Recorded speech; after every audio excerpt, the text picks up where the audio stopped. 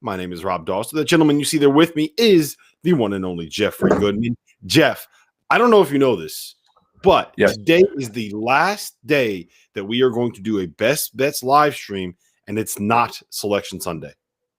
Think about that. Wow. Think about that. Wow. It's been a long road. It's been a long road this year. We have made it. We haven't killed each other largely because we haven't seen each other. Right? If we were in this the same room every day, it'd be over. We would have been dead. Yeah, this shit would be over. There'd be blood in the streets. Last day, Selection Sunday. We got 21 games today. A ton of good low and mid-major championships for automatic berths, and a couple intriguing games. Of a high major variety of maybe some bid stealers, which are all like, it's a great mix today, right? Like great high major games, some bid stealers, great low major and mid major games. So like, it's awesome. Like I'm pumped for these 21 games. All right. So before we get into what's happening today, let's talk a little bit about yesterday's games. I guess probably the biggest story ended up being Juwan Howard and Mark Turgeon kind of going at it a little bit, which was fun and probably not as big of a deal as people are going to make it out to be. But I mean, those two teams they've had a little bit of bad blood for a while. I think it more or less stems from comments that were made by and about Hunter Dickinson, because Hunter Dickinson is obviously from the area. Even the trash talk of Hunter Dickinson in their first matchup. But yeah, it involves Hunter for sure. That's where it started. Where do you stand on that? I don't mind it. Like I heard John Beeline and he was like, poo-pooing it, and they got to be bigger than this. And I get it. You're coaches, so you should be. But I don't mind it. I got to say, I mean, it adds an element of intrigue every time you watch that matchup now, if those two are coaching against each other. So next year, I'm going to be paying attention now when it's Michigan, Maryland, where generally I probably wouldn't care about that matchup. Now, the interesting part is, and I'm not going to say what I've heard because I can't confirm the comments that went back and forth between the two, but basically it started with Dickinson, and then it was Turge telling Juwan Howard to get back in the coaching box. And then it was Juwan Howard yelling back at Turge, and Turge saying, "Don't talk to me." But the one thing that Turge denied, right, was that he said something about the banners are going to come down for Michigan like they did before. And I'm sure he shouldn't deny that, because that would have been a great line. It would have been a great line. That's a great line. It would have been a good line. And as Juwan got pretty heated.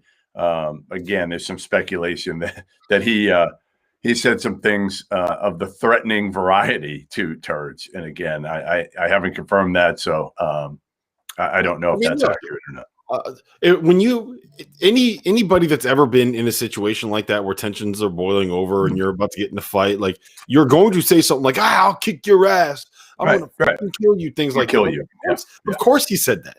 Yeah, there's no doubt in my mind that he said something along those lines. As he said, "I'm from the South Side of Chicago." Like we get it, Juwan. Like you're not the guy that we all think you are all the time, which is even keel. I mean, we saw it earlier this year with Isaiah Livers, right? Like they almost got into it, and there's been a few instances where you see that other side of Juwan Howard, the side that the competitive side, I guess, is the big thing. Yeah, and honestly, like it's not the greatest look for the coaches to be going at each other like that. But I mean, if you're going to criticize Juwan Howard for it, like, you also have to criticize Turge, because if you watch the video, he's like he sparked it, and then Juwan Howard reacted, and then Turge played the victim. The MVP in that entire situation, though, like, I don't know if you watched him. Go back and watch the video. It's Darryl Morcell. Like, he is such a troll. Like, just getting into people's faces, clapping, like, starting everything. Like, I was dying watching him. Michigan, though, they looked really good. Hopefully, do we have any news on what's going on with Isaiah Livers at this point? Does anybody know? Just a bunch of speculation right now about his foot. We don't know how bad it is. We'll see if he plays today, obviously. 1 o'clock, so we should know something here soon. Yeah, hopefully we know something soon. All right. So while that was the thing that stole all of the headlines, the biggest story of the day yesterday was Oklahoma State beating up on Baylor. Like that was a really, really, really impressive win for Mike Boynton and for the Pokes. And it's hard not to be really excited about this team right now. Yeah, I mean, we've been excited for a while. That's the one thing is you and I have been excited. I was more excited early than anybody, I think, because I had seen Cade a bunch. So I had Oklahoma State in the preseason top 25. I was probably the only one to do it.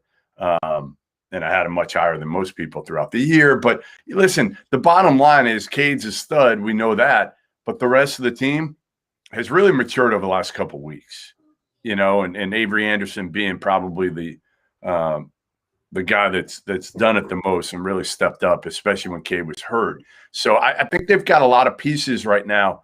And again, when you have a superstar who is unselfish, who just wants to win, it's just so different than so many guys that come into college and want to be the guy and want to take control and want all the attention and want every shot. And that's not Cade. I mean, we saw at the end of the game last night, what did he do? Like great pass to an open cutter to the basket. He just makes the right play 99% of the time, it seems like. Yeah, we'll get back to that in 1 second, but we do have a little bit of a guest here, Goodman. Hold on. All right. I'm going to bring him in 1 second. All right, let me do this. And Dustin Kerns. There he is. Appalachian State head coach. You're live. What's going on, man? How you doing? Doing great, Rob, Jeff. Great to see you. If you're expecting funny play call names like for me, like you had Mike Young, I don't have any of those. Okay, I don't have any ham sandwiches or Beyonces or anything like that. So you're not going to be able to get that out of me. Wow, you're still able to win basketball games without calling plays ham sandwich? Yeah, I think I think he had one was man. He's obviously a heck of a coach, but we've got some decent play names, but I can't get anything better than ham sandwich. It's unbelievable. Mike Young is a classic. Like people that don't know Mike Young, like you have to know him to really appreciate Mike Young and some of the shit that goes along with Mike Young. It's tremendous. Anyway, I got a lot of stories about him I can't share. Especially not on live. We're here to talk about you. Live, till the 68. Exactly. We are here to talk about you and your accomplishments. And congrats, first of all, getting in the NCAA tournament in year 2 at App State. Am I right, Dustin? Is this just the third time the program has been to the NCAA tournament in its history? Yeah, Bobby Crimmins took App State in 1979, Buzz Peterson in 2000. So third time. Pretty good company. Yeah, third time, and those guys have been great. I talked to Coach Crimmins the other day and Buzz, but yeah, third time, and it's certainly it's an exciting time here. So, Dustin, you guys down the stretch of the regular season, you lost 5 in a row at one point. And I think it was 6 out of your last 7 games. You get to the conference tournament and things just turn around. I think you had a couple of OT wins in that run. So what changed for you guys? How do you flip that momentum like that? How do you change the kind of confidence level your team has? I don't recommend going on a 2-week pause in the middle of the season. And a lot of people ask me like, "Hey, did your players get to go out for the gym?" No, they were locked up in a hotel all day getting food delivered to them. So it was tough, right? But we had started out 12-5 and we're playing good basketball. And so then when we came out of pause, literally for 14 days without doing nothing, I was at home and I think you lose that rhythm and stuff, but you also lose that chemistry. That's what people don't realize. You lose the team chemistry a little bit too. Your guys aren't around. But we just had a few practices and we lose back-to-back heartbreakers to a hot South Alabama team. And so I thought, wow, like coming out for 2 weeks, we had some chances to win the game. I thought we're going to be all right. And then we went down to Georgia Southern, won a double overtime game. The Sun Belt's good. I mean, people don't realize it. Like the Sun Belt is really, really good. And so you can lose 5 in a row in the Sun Belt easy. I mean, it's just a lot of really good teams. But we felt like that we could do it. We went down there and we got the preseason favorite Little Rock. Then we got Texas State, a regular season champ. And then we just got the momentum from there. Coastal Carolina, which was playing really well, and then Georgia State had won 8 in a row. So I feel like beating those 4 teams, our guys earned it, and certainly proud of them. So you have a bunch of veteran guards, right? I mean, that's part of what makes always a mid-major team dangerous to me. Is you better have some juniors and seniors. You have that. Is that? I guess what's the biggest reason why you guys can win a game in the NCAA tournament? Is it partially those veteran guards? Yeah, I think so. We've got 3 older guards, and they can all have a big night, and they've all had at least 28 points in a game this year. Wow. And so, but we've got kind of a Swiss Army knife at down low. He's Donovan Gregory. He's a tough matchup, 6'5". Against Coastal Carolina in the semifinals, he had 14 rebounds. I think, Jeff, you tweeted about it. 14 rebounds, 8 steals, 6 assists, and 4 points. That's kind of like a Draymond Green type guy for us. And so he's this guy that's defending a post, and posts have got to guard him, but he's really he's got guard skills, and he's a play and so we've got those 3 guards, but Donovan Gregory is a big factor for us. And then we've got some good size with James Lewis and RJ Duhart, coming in as well. So what are you planning on doing tomorrow for Selection Sunday? Like, are you guys going to be able to get together at all? Are you going to be sitting in the facility? Is everyone going to be like on a Zoom call watching the selection show? Aren't you headed down? Don't you got to go to Indy today? We're going to Indianapolis today. We are testing right now. I just went in. I skipped the line with some of our players. I said, "Listen, I got Rob Dauster and Jeff Goodman. I got to test." And then we're going to practice, and we're leaving at 3. But you know what? I'm getting ready to watch a video from Dan Gavitt. I'm still kind of learning that stuff. What you can do. It's a good question. I'm hopeful for that. But it's kind of me. I called Wes Miller today at Greensboro, and I'm like, "Hey, what's going on?" He's like, I was going to call you. What's going on? I'm like, "Hey, so nobody knows we're still trying until you get there. Yeah, until you get there, you're not going to know, right? Yeah. I mean, it's going to be whatever they tell you to do. Once you get there, you hope you do and your kids do. Yeah, and so we're still kind of learning that stuff. But certainly, I'm hopeful that we can have that message to that moment together at Selection Sunday. I know they're going to do something big here at the home center for the public here in Boone. Yeah, I got to figure they're going to allow you guys to at least they should have every team to have some sort of ballroom or something that you can all hang out in together with the TV. And I mean, it'd be easy for them. They can have cameras in every ballroom. Certainly CBS can, it's all easy. They can set it up in one area. It makes it much easier for them, to me. Yeah.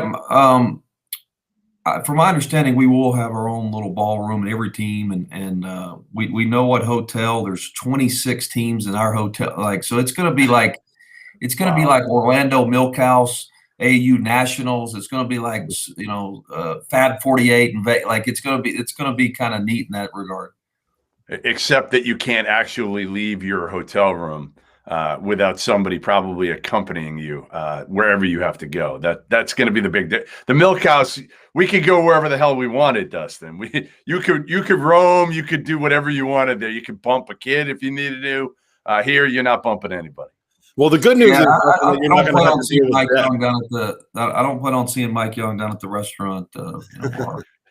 The good news is you won't have to deal with Jeff. You're not going to have to see him around. He's going to be waving to you from the upper deck. So I think that's an added bonus of all of this. You don't have to deal with Jeff Goodman as much.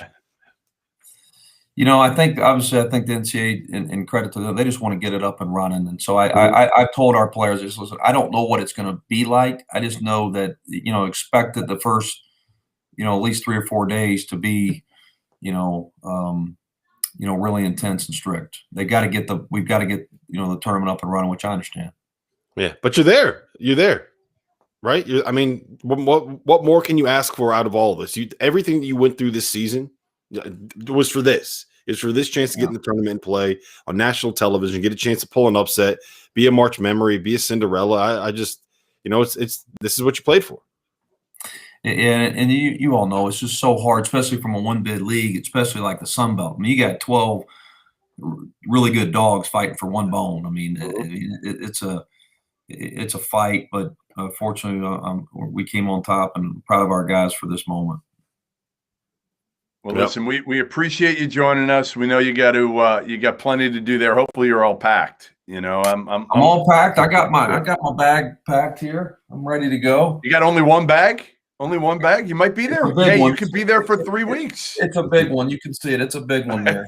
I love it. I wear the same stuff kind of every day. So you're lucky. Yeah, you're lucky. I'm trying to pack today for 3 weeks, and I think I'm gonna have to go 2 suitcases. Oh wow. Yeah, I've never done 2 suitcases before, but you know, you got some sport coats and shirts, and I don't know. Who knows? Can you do laundry? I think so. Yeah, I think I'm staying at the Residence Inn, so I would assume I can do laundry. I don't want to keep doing it. Like maybe once laundry, like halfway through after 11 days. I just got to figure it all out. So listen, congrats. Hopefully, like Rob said, I'll be able to wave to you from way up high there. And congrats and good luck. It's great to be on here. Good to see you guys. Thanks, Dustin. All right, take care, man. There you have it. All right. We're on a roll here. 3 straight. Now there's some pressure on one of us to get somebody tomorrow. Yeah. And you know what? There's pressure on these guys too. They got to go win for us now. You know, we bring you on the show. Tomorrow will be good. 68, you got to get a win. You know what? Tomorrow should be easy because my guess is all these guys are going to be stuck in their hotel room tomorrow morning quarantine. So actually, I think tomorrow morning might be the easiest one. So we'll figure it out. Maybe we should get how many people do you think we can do at one time? Could we get like 3 other mid-major head coaches that are in Indy? Or no? We can try it. Will the stream handle it? Yeah, I wanted to make one point about Baylor before we moved on to today's games. Yeah. And that's we've talked about how this guy Bart Torvik runs a website that's similar to KenPom, right? Mm-hmm. And we've talked at length about some of the issues that Baylor's had defensively. Well, since they came back from their pause, they ranked 180th in defensive efficiency according to Torvik's metrics. 180th. Wow. That side of the ball is a very, very, very big problem for them right now. And I think that Cade Cunningham and Avery Anderson really exposed that. And it's something that they're going to have to get solved. You know, like right now, Baylor is essentially having the same problems that we had with Iowa throughout the season. Iowa's figured it out. Iowa's a top 50 team right now in defensive efficiency on KenPom. They found a way to be good enough defensively. So is there anything else from yesterday you want to touch on? I mean, the UConn loss sucked, but I'll tell you this much. It feels good to actually care again. You know, like I was going to say, why does it suck? Like they lost to a good Creighton team. Like Creighton's good. We've talked about this. Like, you know, Creighton's a talented veteran team. UConn still kind of trying to get back to UConn. So like they're playing in these big games now. That's the thing. That's the thing about it. Like they came back to the Big East so that they could play in the Big East semifinal against a top 15 team in national television in a one-possession fist fight in the Garden. Like that's why you're back. You're back so that when you lose games like this, it sucks because people care about it. So the only other thing that I think we do need to mention is that Virginia popped, and we talked about it a little bit on the stream yesterday. And then Kansas. Yep. Right, so we now have had Kansas, Virginia, Duke, NCAA, Northern Iowa. I'm not sure if we have anybody else here's what I'll say.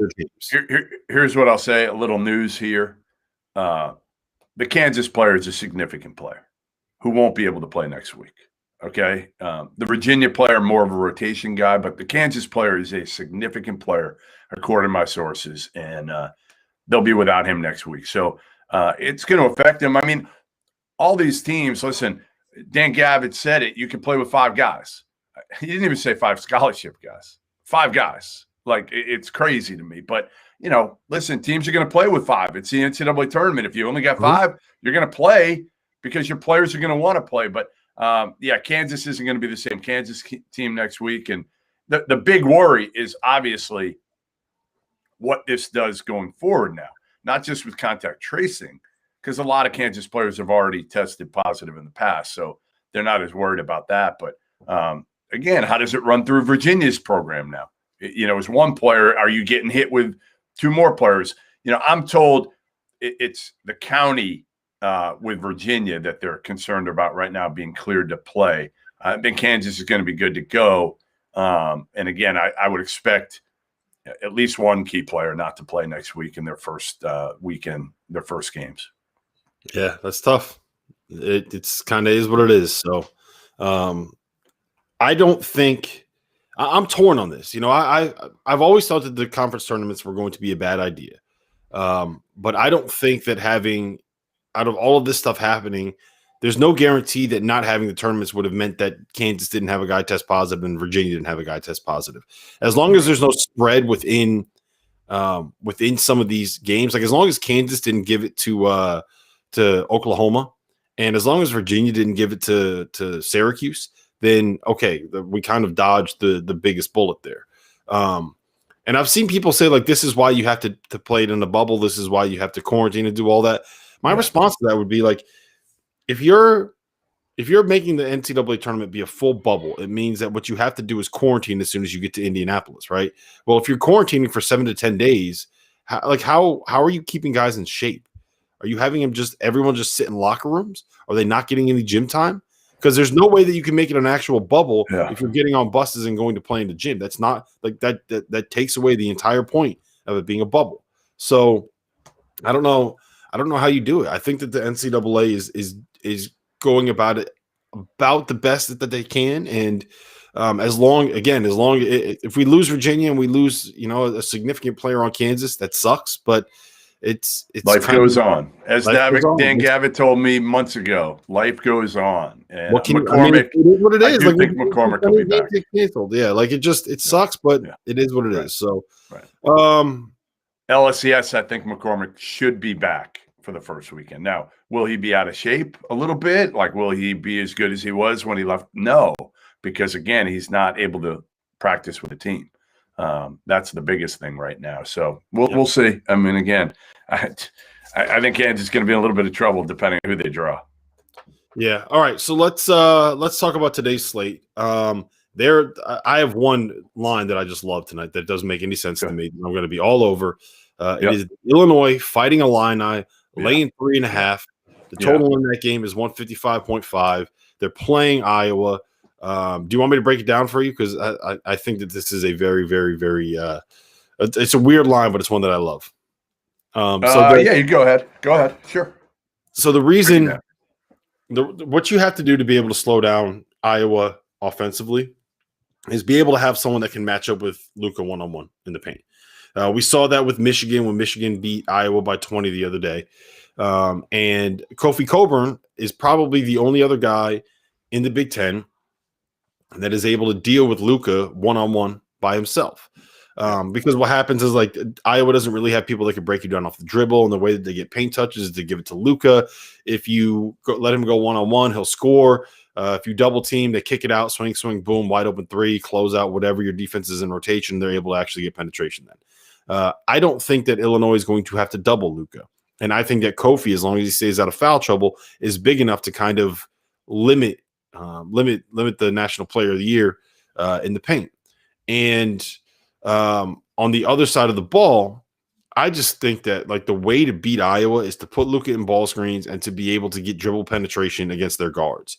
And now that Illinois has Andre Curbelo playing this way, they have two great guards in ball screens, and they have two great guards that are able to get to the rim. And they got guys like Trent Frazier and Adam Miller and DeMonte Williams that are making shots right now. So it just I understand why the line is where it is based on the metrics, but I think Illinois wins this game by double figures.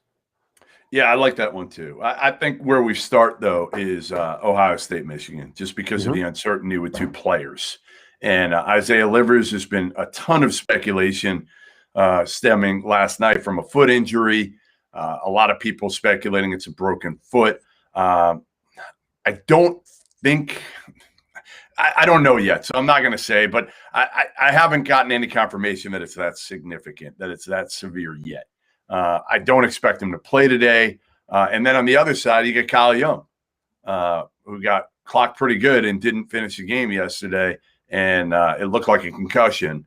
So I'd be surprised if he was allowed to play. So I think you're going to have Michigan without Livers and Ohio State without Kyle Young. So let's go with that premise, Rob. Who do you like if both of those guys are out? Ohio State.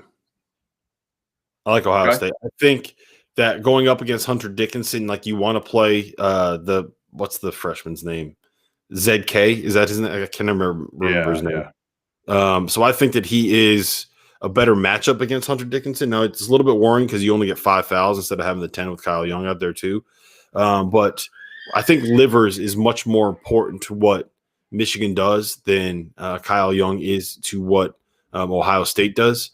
And that's because he's able to provide a little bit of that floor spacing, and he's able to provide some strength at the four. Now, not having Kyle Young does mitigate that a little bit, just because you're only dealing basically with EJ Liddell and ZK, and you know Franz can hang with EJ Liddell. I think that that's doable. So the truth is though, like I just think that 6 points is too many points in this matchup.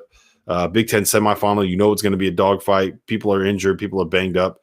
So I'll take the points in this spot. It seems like that's the savvy play. So they just put out a stress injury to his right foot, Livers, and he's out indefinitely. Yep. So yeah, I mean, listen, if he's not available for the NCAA tournament, that's a crushing blow for Michigan. A stress fracture. Stress injury, which is basically a stress fracture. Borzello termed it a stress fracture. It says a stress injury is what it says in here. Stress injury, which probably is.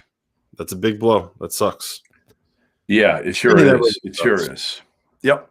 I mean, this is what you're getting now. Kansas without a player. Now you got Michigan. And again, I told you this earlier this year. I was surprised we haven't had more injuries this year, with guys playing condensed schedules, being off an extended period of time, then coming back and playing so many games in a short period of time. I'm actually really surprised we haven't had more. And now we're starting to see, again, like, some fluke ones. Obviously, Kyle Young's being a fluke one. We had the injury with what's his name down at in Florida. John Fulkerson. Fulkerson, who's probably not going to play today, but seemed to be okay. I wouldn't call that a fluke injury. I don't mean fluke. I mean fluke in a sense of like guys not getting hurt because of being off for a long period of time and playing a ton of games. Let's talk about what Isaiah Livers' absence is going to mean to Michigan long term. Like how much?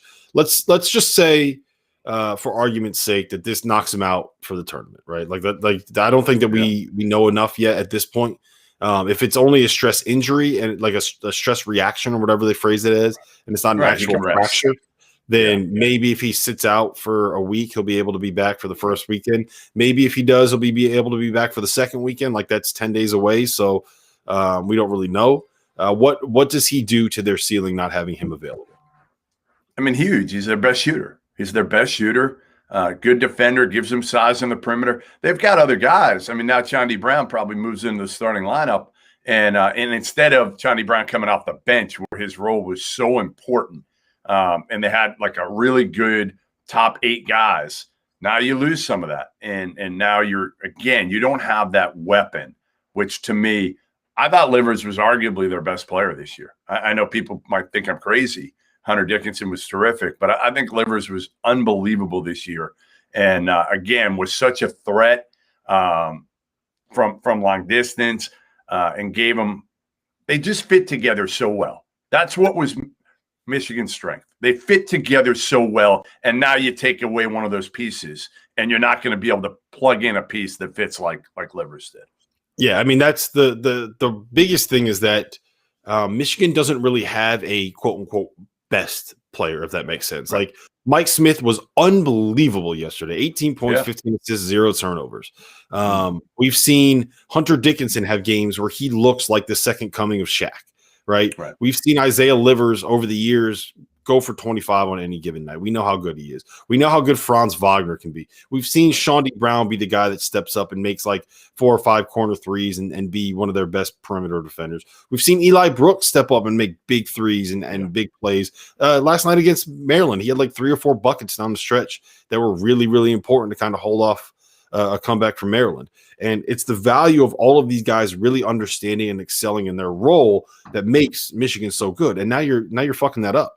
I think that they can survive it, assuming that like he can come back for the second weekend. I think that they can survive it because they're still going to be good enough with Franz at the 4, Shawnee at the 3, with Eli and Mike Smith in the backcourt. Can they go to a Final Four? That's my question. If he's out as you go deeper, without Livers, I don't think that they can. But if you can get Livers back at some point during the tournament, I think that's something where. Like I think they can get to the second weekend without him. I think they might even be able to get to the Elite Eight without him. But when it comes to beating some of the best teams in the country, I mean, he's big. Look, what he does is he's big enough to play the 4 against any power forward in the country. He also happens to shoot 43% from 3 on almost 5 attempts per game. He's also able to play off the bounce. He can guard 2 through 5 if you need him to. Right? Like he's the whole value in what they do defensively is that you have those 3 guys, Franz, Shawnee, and Isaiah, that can switch. He's losing him is always big blow. Hey, these are always interesting too because they're saying it's a stress, reaction or fracture, whatever you want to say. I mean, stress injury to his foot. Now, again, you always want to protect your seed here. Right? That's ultimately what Michigan's going to do. Even if he broke it, you're going to try to protect your seed, aren't you? Because if you say that he's out for the tournament, you're likely to drop down to the 2 line potentially, especially if you lose today. They could easily put you down the 2 line. That's very dumb. I hate that happens. That's very dumb. That they drop? Yeah. We had this conversation with Ken Palm the other day. Like it's what you accomplish is what you accomplish. It's the same thing like UConn. So Villanova, don't drop Villanova. They earned it. Just because they don't have Colin Gillespie doesn't mean you should drop them down another spot or seed line, right? I mean, if it comes down to being a tiebreaker between 2 different teams, that's one thing. But just blanket saying, okay, they don't have Isaiah Livers, we're going to drop them down to a 3 seed. It's just that's just dumb. Don't do that. Yeah, that sucks. It sucks that. That's a big blow. All right. So I'm guessing we both like. Are you on Ohio State there as well? I mean, again, I think it's a lot. Yeah, I'll take the points. Listen, yes, because you're talking 6.5 points. I just got it at. So yes, I'll take the 6.5. And you know what? I'll take the money line. I'll roll the dice on the money line on this one. Absolutely. Why wouldn't you? There's enough value there to take it without. Totally. There's a lot of value there. Especially because like Eli Brooks was dealing with an ankle thing and who knows how playing in back-to-back days will affect that. All right, let's roll through some of these other games. Yeah. I don't really there's only one other game that I really like. Actually, let's get into that and then we can kind of get into like the bigger picture conversation and kind of go through everything really quickly. But I'm going to get a little weird on you here. I love Oregon State tonight, +9. Love them. A lot of points. It's a lot of points. So I'm gonna throw some stats at you, okay? Okay. Oregon State has won 5 of their last 6 games. Oregon State swept Oregon this season. Oregon State finished 5th in the Pac-12. I honestly did not realize that they were 5th in the Pac-12 until I looked at the bracket. Yeah. But how about this? Since January 16th, so the last 2 months, they've played 17 games. Out of those 17 games, how many games do you think that they've covered in? 16. 14. They're 14-3 against the spread in their last 17 games. And Colorado's good, but Colorado's not a team that is built to blow you out. And I am always convinced that their metrics are a little bit skewed by the fact that they are as good as they are at home. Right? So on a neutral court, when you're not playing at elevation, good point. Good point. I do like Oregon State in that spot. So those are the 3 games. What else? So you like Illinois, you like Ohio State, you like Oregon State. Oregon State. I'm going to add a couple. The order for my favorite bet is Illinois. My second favorite is Oregon. Let's go through quick in order of the actual games, just because I think it'll be easy to do that. So starting in 21 minutes, we got UMass Lowell and Hartford. Do you like anything there? Hartford's America East battle. I'm excited for this. I'm excited. I wish if it was at UMass Lowell, I'd be there. So at Hartford, a little far drive. I miss all the other games. I will say this: Hartford last year was one of the underreported kind of sob stories about the tournament getting shut down because they earned their automatic bid and they didn't get a chance to play it. That's so right. I'm not going to be betting for Hartford. I'm on the Hawks. Yeah, you're on the Hawks. All right. I'm on the Hawks. I'm into the game. I'm going to watch it. I'm not going to have any action there. Do you have any take on Morgan State and Norfolk State in the MEAC title game, tipping off at 1 p.m.? Norfolk's laying 2. Nothing. I did not. I did not. Hold on one sec. I got a call. I had an important call. Your call. Go take it. All right. Make sure hit mute. Hit mute. I don't know how to hit mute. Hit mute. Hit mute so this conversation doesn't go out on a live stream. Yep, there he goes. All right, so we also have Tennessee and Alabama. Alabama is laying 4 according to Bet Rivers in that spot. I actually kind of like Tennessee here, and maybe I'm just kind of blinded by the fact that by the fact that I've always been on Tennessee. But I really do think that that they are going to try to start figuring some things out. It's a rivalry game. They're going to be pissed because of what happened with John Fulkerson last night, that everyone saw the elbow that he took. And if I'm being honest, I kind of low-key think that Tennessee is better when they don't have John Fulkerson available, or they don't have John Fulkerson. And if this forces them to play without Fulkerson, I kind of think that's a good thing for Tennessee. You got me? Yeah, I got you. I like Tennessee +4. Do you like anything there? No. I've learned when you like Tennessee, I stay away. Stay the hell away. All right. Cincinnati, chance to be a bid thief. They're playing Wichita State in the first of the AAC semifinals. Wichita State is laying 4. You like anything there?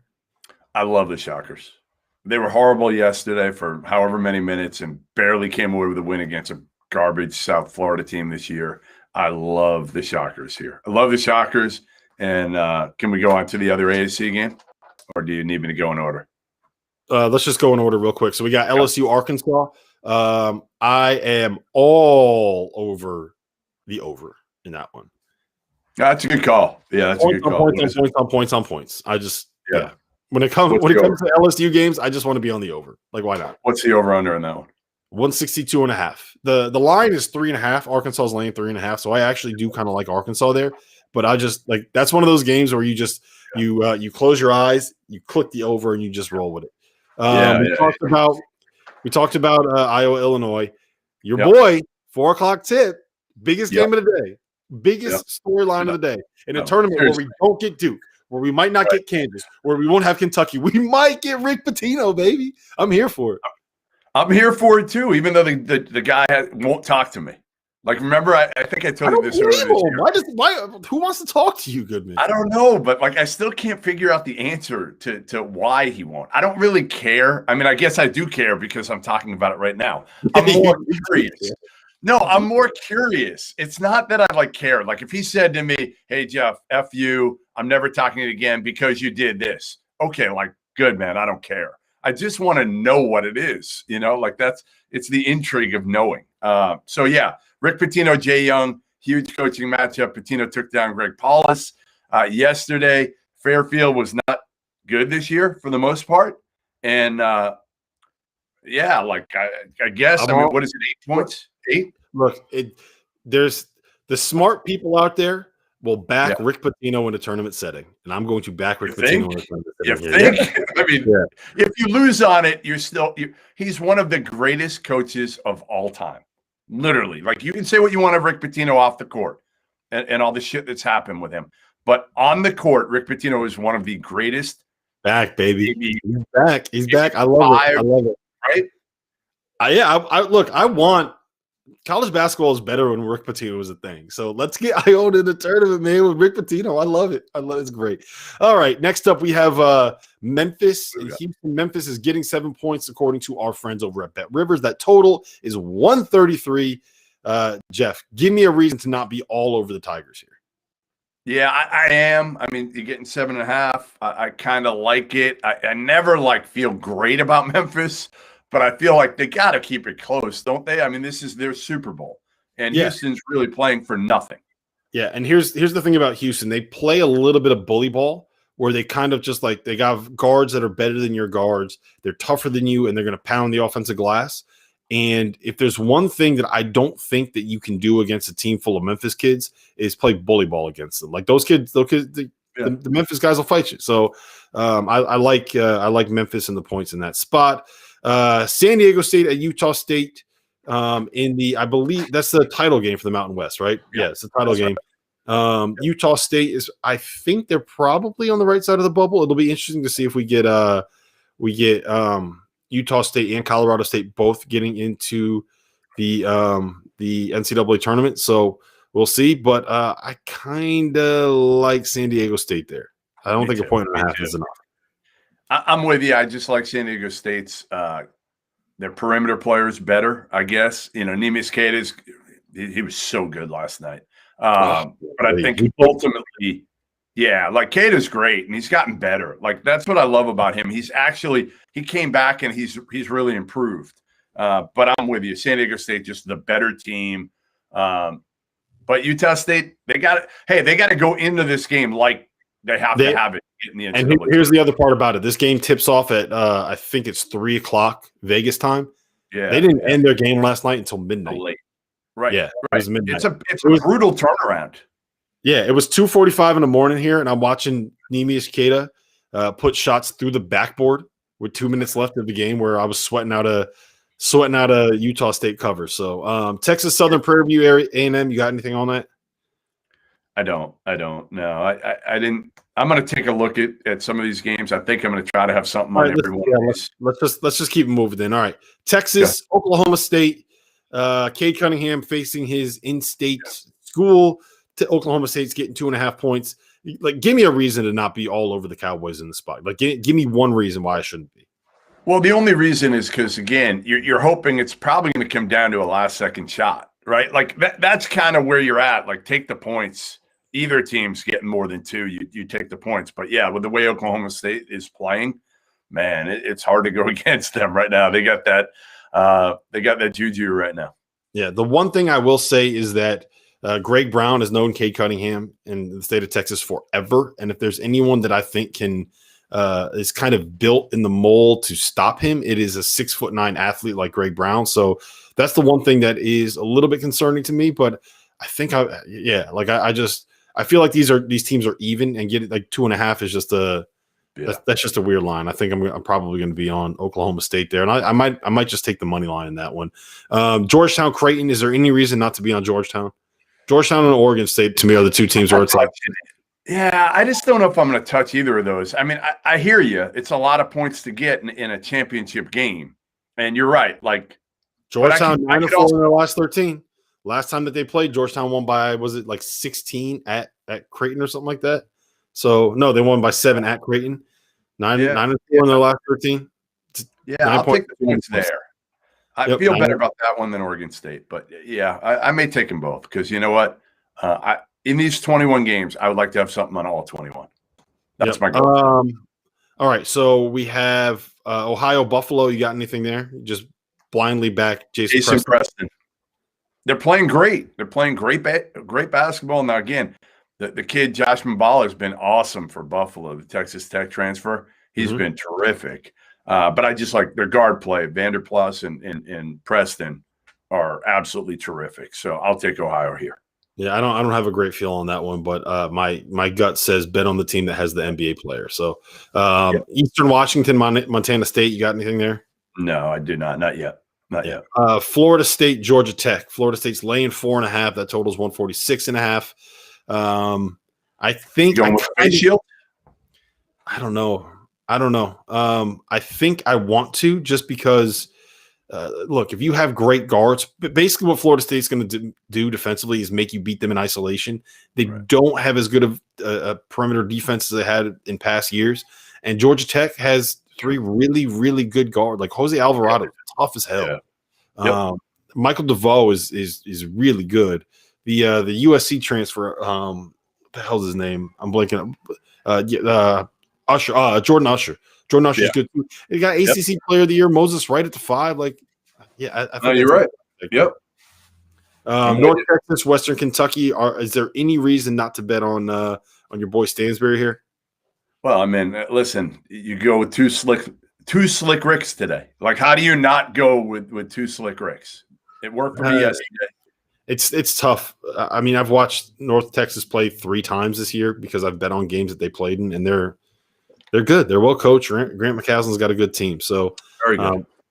Hamlet's great, but I'll probably be staying away from that one personally. Nicholls State, Abilene Christian. You wear an Abilene Christian hat, so I'm going to bet on Abilene Christian there. Why not? Yeah, Joe Golding. Joe Golding's a hell of a coach. Really, really, really good coach. Now, so Austin Clonch has done a good job too. Really young guy, but I'm going with Abilene. Yep, same thing for Grand Canyon against New Mexico State with me. In a situation like this, I know you love some Bryce Drew, but Chris Jans, that dude can coach his ball. Had a tough year though. They've had a brutal year, but which is why I think that you're getting some value on that line because I think that they're better than what the metrics are going to say that they are. Last game of the day, we have an 11:30 p.m. automatic bid tipping off. I'm fired up for it. We got UC Irvine, we got the Anteaters, we got UC Santa Barbara, we got the Gauchos. I'm not going to lie. I will not be awake for the end of this game. I'm not lying to you. You are so soft. You are so soft. I mean, unless I take a nap, like if there's a little gap where I can get a power nap in, maybe I'll make it. How are you not going to watch Joe Pasternak get out there and try to get to the NCAA tournament? Joe Pasternak, Joey P. didn't have a single mention in Arizona's notice of allegations. Joe Pasternak is going to get off scot-free, going to make the NCAA tournament, got out when he should have. He's going to end up hiring Sean Miller. There you go. This is Joey Pasternak where he did his damage. Right there. Right there. You like Santa Barbara here? Yes, I do. Absolutely. You're just saying that. You have no fucking I do. All right. I like the Gauchos. How do you not like the Gauchos? I love me some Gauchos. Love me some Gauchos. Check that. There's 4 that I love. We just went through all of it, but if you're still here, there's 4 that I love today. It's Ohio State in the points, it's Georgetown in the points, it's Oregon State in the points, and it's Illinois. Everything else is kind of just remember. I'm going to read your record for the year right now. Where's your record? Hey, it's 225, 227, and 3. But I am up money.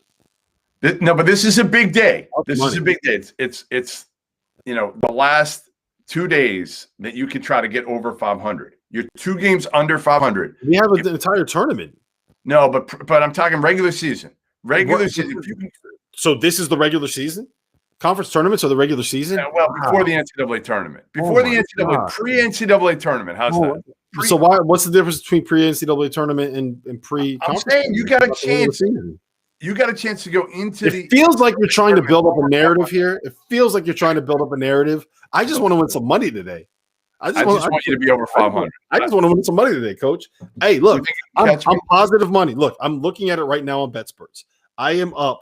I'm up $31 on the year. All of overall record. I made $31 this year.